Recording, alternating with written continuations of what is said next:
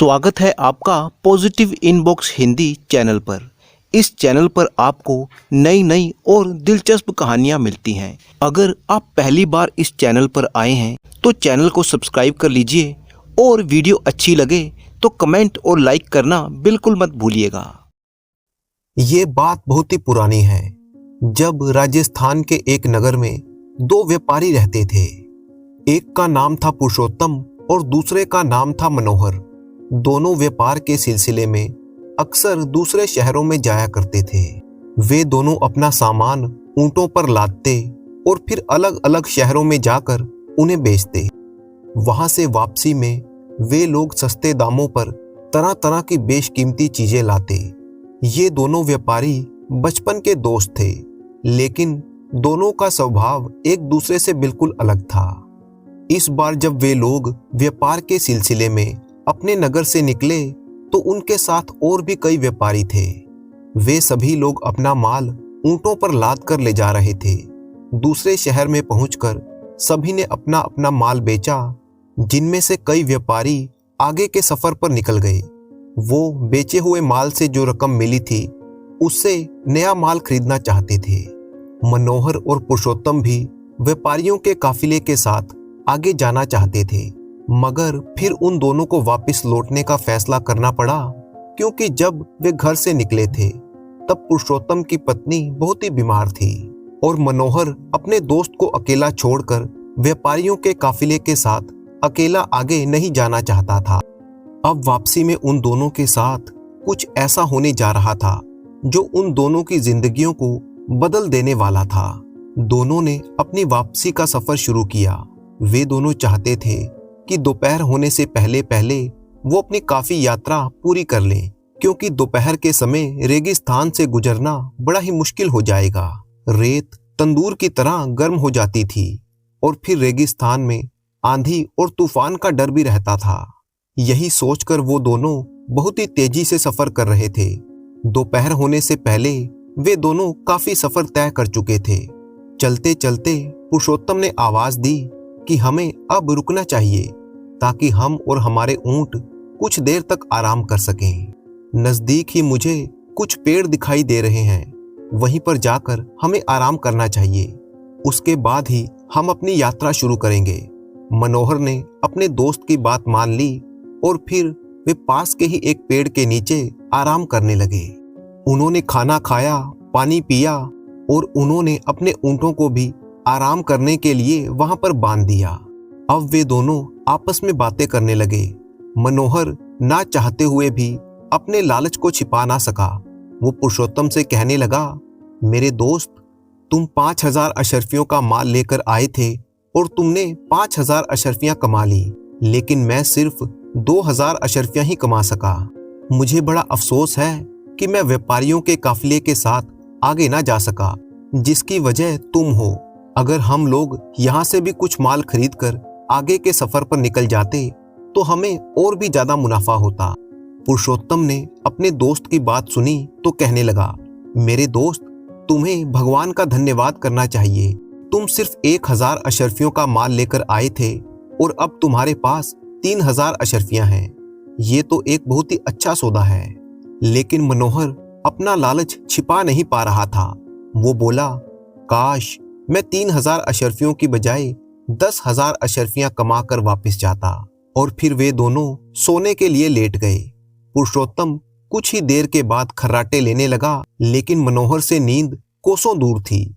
वो तो अब भी 10,000 अशर्फियों के बारे में सोच रहा था कि अचानक उसने पुरुषोत्तम के सामान में से उसकी अशर्फियों की थैली निकाल ली।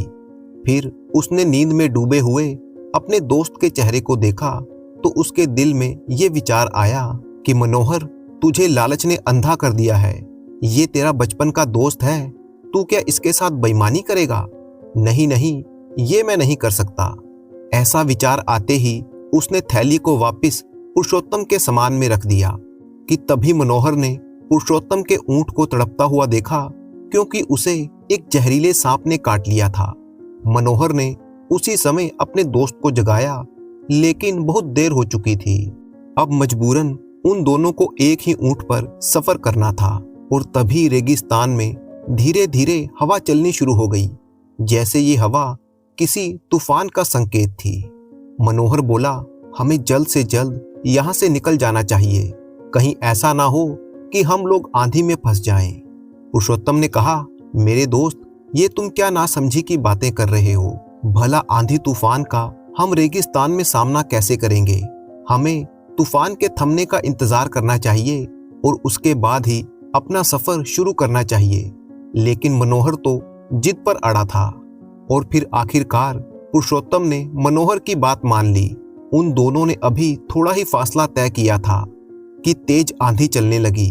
वो दोनों ऊंट से उतरकर उसकी ओट में खड़े हो गए, मगर रेत का तूफान बढ़ता ही जा रहा था। मनोहर ने देखा कि तूफान के कारण पुरुषोत्तम के कदम उखड़ रहे थे। वो बहुत ही मुश्किल में था। ये देखकर मनोहर के मन में एक आवाज आई कि इससे अच्छा मौका दोबारा नहीं मिलेगा। ये सोचते हुए वो वहां से खिसका और उसने ऊंट को भगा लिया। वो ऊंट की ओट में चलता हुआ आगे की तरफ बढ़ने लगा। वो चाहता तो अपने दोस्त की सहायता कर सकता था, लेकिन अब उसे अपनी रकम के साथ साथ अपने दोस्त का धन भी नजर आने लगा था। वो सोचने लगा कि अगर पुरुषोत्तम इस तूफान में जिंदा ना बचा तो उसकी सारी अशर्फियां भी मेरे पास आ जाएंगी। ये लालच अब उसके मन में घर कर चुका था और उसने दोस्ती की लाज न रखी। दूसरी तरफ पुरुषोत्तम, जिसे अपने दोस्त पर पूरा भरोसा था, वो उसे मदद के लिए पुकारने लगा। उसने कई आवाजें लगाई, लेकिन मनोहर ने पीछे मुड़ कर ना देखा। उसके बाद एक ऊंची आवाज आई, मनोहर, मुझे बचाओ। लेकिन फिर सिर्फ रेत और हवा की सरसराहट ही बाकी रह गई। पुरुषोत्तम रेत के तूफान में कहीं खो गया। आखिरकार आंधी को थमना था और वो थम गई। मनोहर ने तसल्ली करने के लिए अपने आसपास देखा कि कहीं पर उसे अपना दोस्त दिखाई दे जाए, लेकिन उसे पुरुषोत्तम दिखाई ना दिया। 2-3 दिन के सफर के बाद जब वो अपने नगर में वापस आया तो सभी लोग उससे पुरुषोत्तम के बारे में पूछने लगे, लेकिन मनोहर ने रोने धोने का नाटक किया और सबसे ये कहा कि मैंने बहुत कोशिश की, लेकिन तूफान इतना भयंकर था कि मैं उसे बचा ना सका। अपने पति की मौत की खबर सुनकर पुरुषोत्तम की पत्नी रोती बिलखती रह गई। इसके बाद समय गुजरता गया और मनोहर का व्यापार दिनों दिन अब बढ़ता ही जा रहा था। उसकी गिनती वहां के बड़े व्यापारियों में होने लगी, लेकिन उसके अंदर अब इंसानियत मर चुकी थी।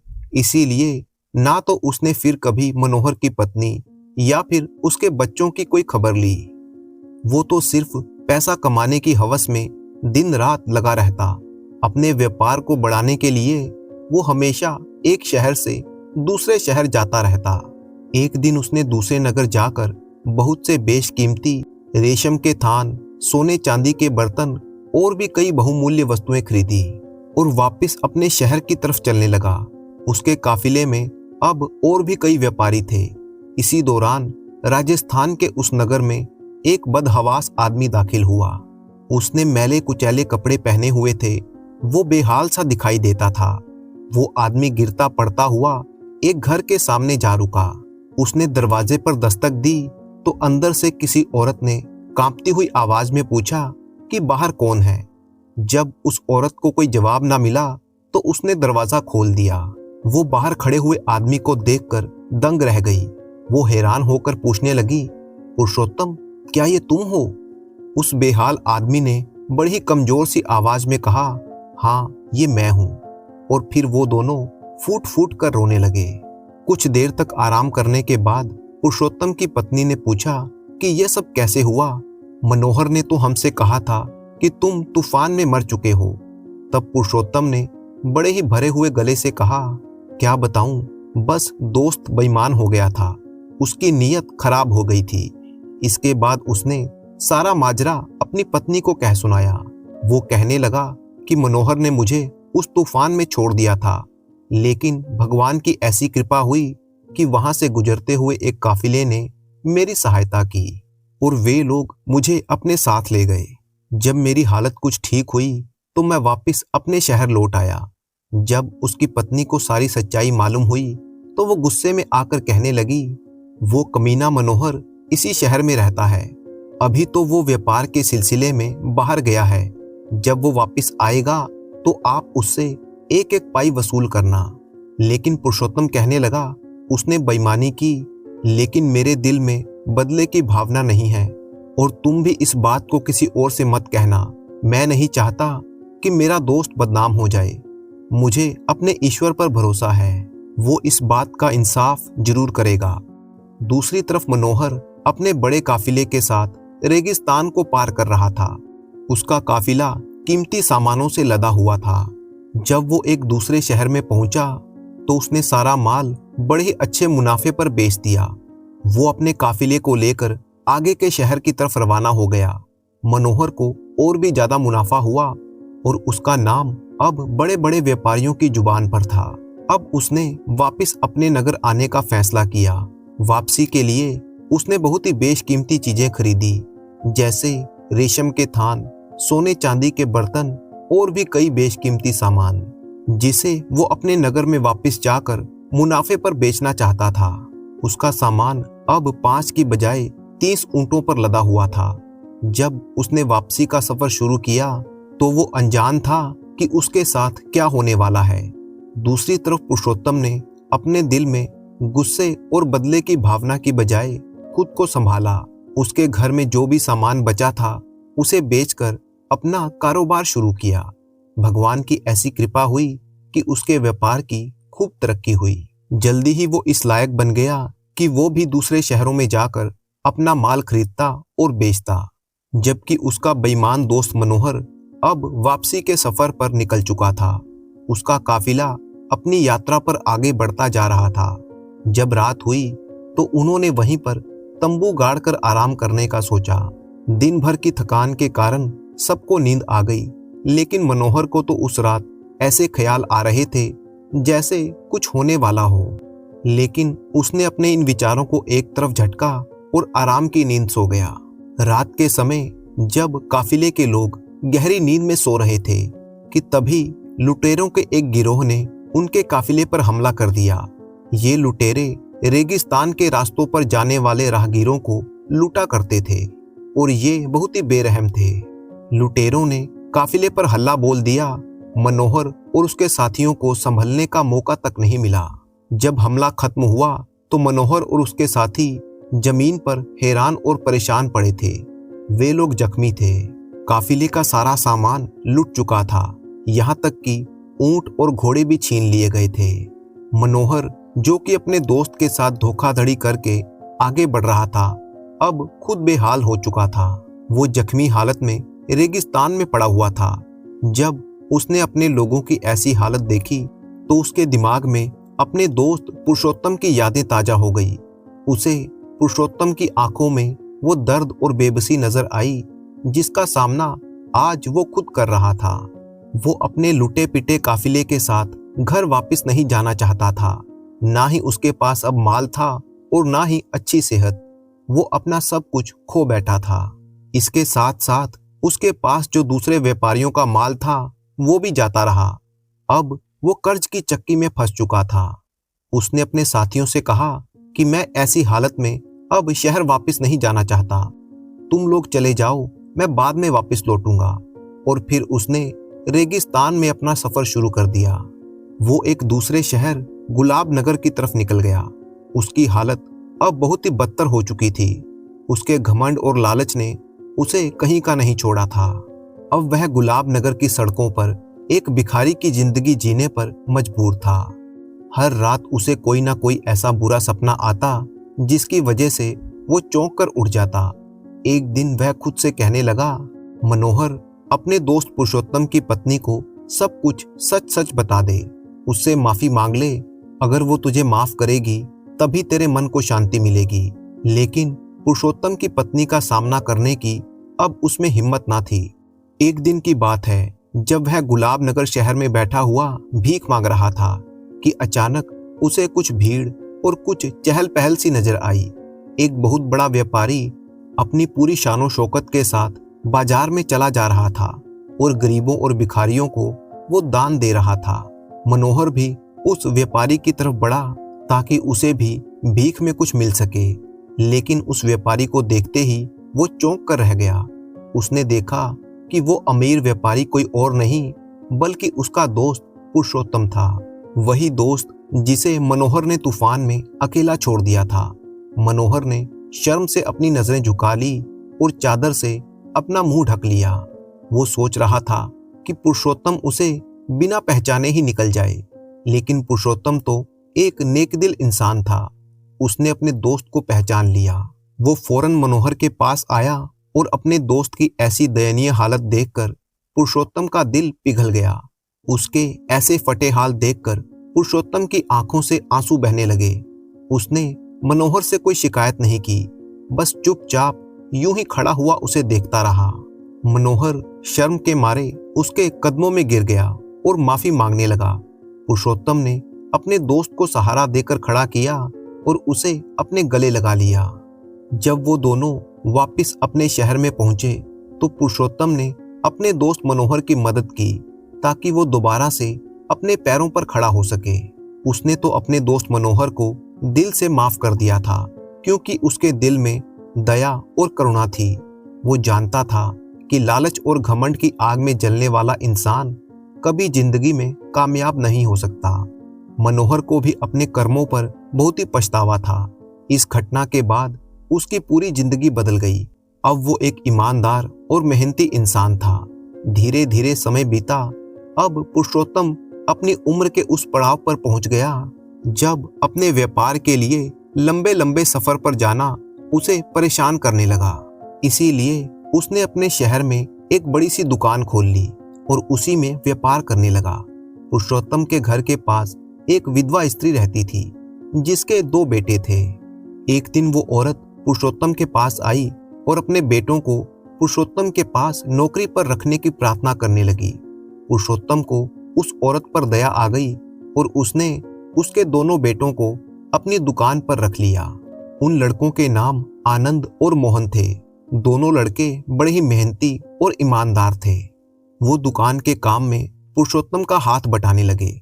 पुरुषोत्तम भी उनके काम से बहुत ही खुश था। एक दिन की बात है, दोपहर का समय था और बहुत ही गर्मी पड़ रही थी। गर्मी की वजह से सारा बाजार सुनसान पड़ा था। लोग अपने घरों में आराम कर रहे थे। वैसे तो दोनों लड़के बहुत ही ईमानदार और मेहनती थे, लेकिन उनमें से आनंद बहुत ही अक्लमंद और समझदार था। इसीलिए पुरुषोत्तम उसे बहुत ही ज्यादा पसंद करता था। उस दिन गर्मी की वजह से जब बाजार सुनसान था तो पुरुषोत्तम ने सोचा कि क्यों ना मैं घर का एक चक्कर लगा आऊं, कि तभी उसने देखा कि उसकी दुकान के बाहर एक बहुत ही रौबदार आदमी आकर खड़ा हो गया। जब वो अंदर आया तो पुरुषोत्तम ने कहा, कहिए साहब, मैं आपकी क्या सेवा करूं। दोनों लड़के भी समझ चुके थे कि ये अमीर आदमी जरूर बहुत सा सामान खरीदेगा।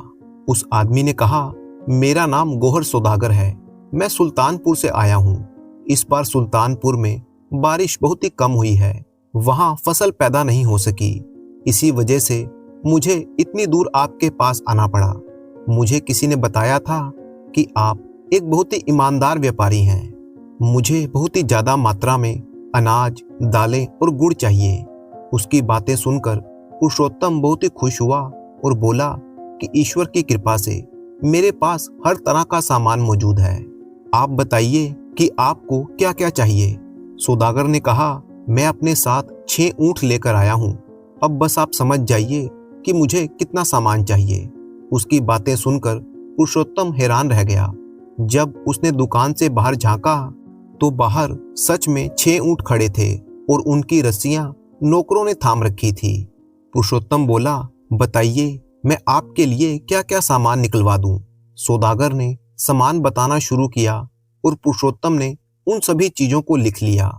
आनंद और मोहन ने बड़ी फुर्ती से सारा सामान सौदागर के लिए दुकान से बाहर रख दिया और सौदागर के नौकर उस सामान को उठा उठाकर ऊंटों पर लादने लगे। इस दौरान पुरुषोत्तम हिसाब किताब बना रहा था। जब उसने हिसाब लगाया तो सारे सामान की कीमत 10,000 अशर्फियां थी। सौदागर ने एक हजार की अशर्फियों की 10 थैलियां निकाली और वो पुरुषोत्तम के हवाले कर दी। पुरुषोत्तम ने एक थैली ली और उसे वहीं पर तख्त पर ढेर कर दिया और फिर मोहन को वहीं बिठाकर उन अशर्फियों को गिनने के लिए कह दिया। खुद पुरुषोत्तम ने दूसरी थैली उठाई, उसे खोला और अशर्फियों को गिनने लगा। अचानक मोहन जिन अशर्फियों को गिन रहा था उसका हाथ अशर्फियों से टकरा गया और कुछ अशर्फियां नीचे गिर गई। अपनी इस हरकत पर मोहन बहुत ही शर्मिंदा नजर आ रहा था। आनंद, जो कि उसके नजदीक ही खड़ा था, उसने जल्दी जल्दी वो अशर्फियां जमीन से उठानी शुरू की और अशर्फियों को उठाकर वापस तख्त पर रखने लगा। तभी अचानक एक बात देखकर सेठ सकते में आ गया। उसे अपनी आंखों पर विश्वास नहीं हो रहा था। जब आनंद उन अशर्फियों को जमीन से उठा रहा था तब उसने आंख बचाकर एक अशर्फी अपनी जेब में रख ली थी। आनंद इस बात से बेखबर था कि पुरुषोत्तम ने उसे देख लिया था। पुरुषोत्तम को आनंद पर बड़ा ही विश्वास था और वो उसे बड़ा ही अच्छा लड़का समझता था। लेकिन आनंद की इस हरकत से पुरुषोत्तम के दिल को बहुत ही दुख हुआ। पर पुरुषोत्तम ने आनंद को इस बारे में एक शब्द भी नहीं कहा। वो ऐसा नाटक करने लगा जैसे उसे कुछ पता ही ना हो। पुरुषोत्तम ने सोच लिया था कि जब सौदागर यहाँ से चला जाएगा तब वो आनंद को इस बारे में पूछेगा। थोड़ी देर के बाद जब उन्होंने सारी अशर्फियों की थैलियां गिन ली तो पुरुषोत्तम ने देखा कि आनंद दुकान में मौजूद नहीं था।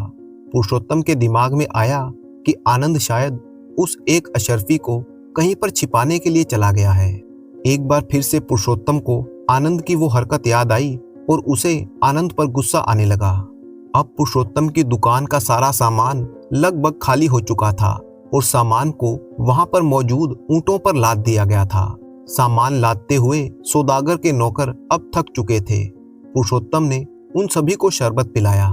ठीक उसी समय पुरुषोत्तम की नजर दूर से आते हुए आनंद पर पड़ी। पुरुषोत्तम ने ध्यान से देखा तो आनंद के साथ 6 सैनिकों का एक दस्ता भी था।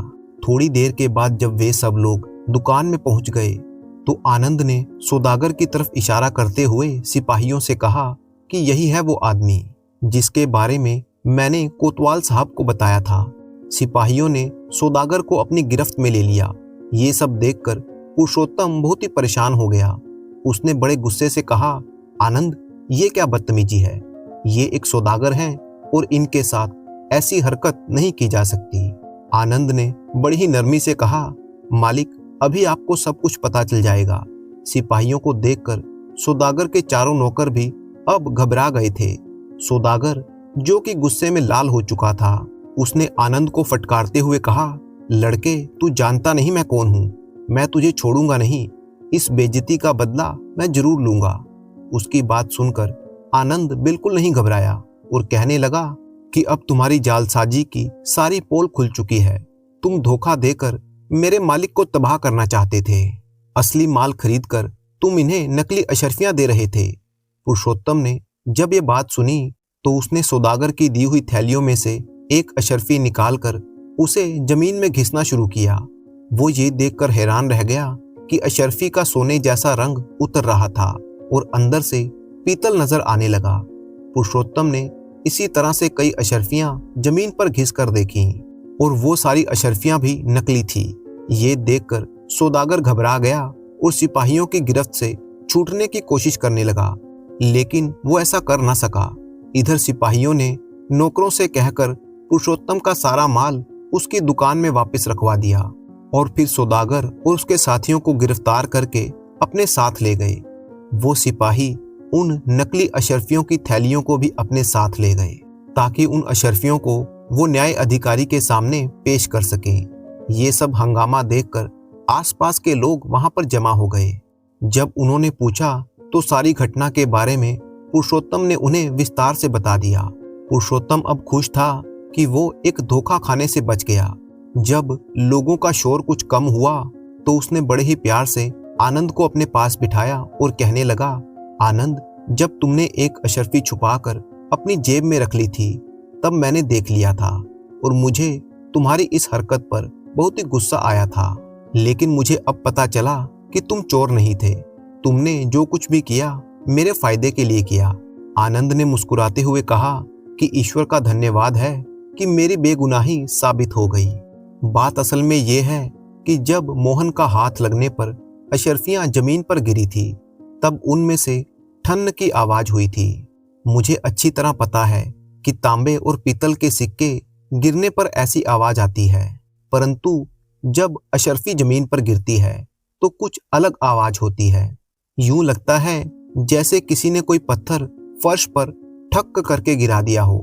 अशर्फी के गिरने की आवाज अलग होती है, उसमें खनक नहीं होती जैसे पीतल या तांबे के सिक्के गिरने से आती है।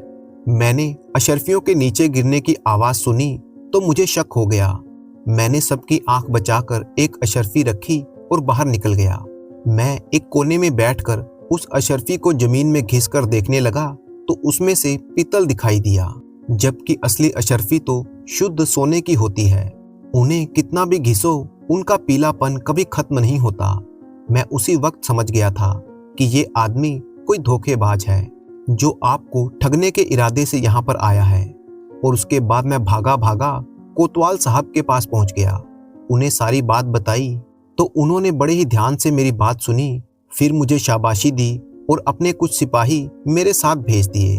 और उसके बाद जो हुआ वो तो आपको मालूम है। पुरुषोत्तम ने कहा, आनंद, मैं तुम्हारा बहुत ही एहसानमंद हूँ कि तुम्हारी अक्लमंदी की वजह से मैं एक बहुत बड़े नुकसान से बच गया। अगर वो सौदागर अपने मकसद में कामयाब हो जाता तो मेरे तबाह होने में कोई कसर नहीं बची थी। मोहन उन दोनों के पास खड़ा हुआ ये सारी बातें सुन रहा था। वो हैरान था और उसे इस बात की खुशी भी थी कि उसका भाई कितना अक्लमंद है। पुरुषोत्तम उस लड़के की अक्लमंदी से बहुत ही खुश था।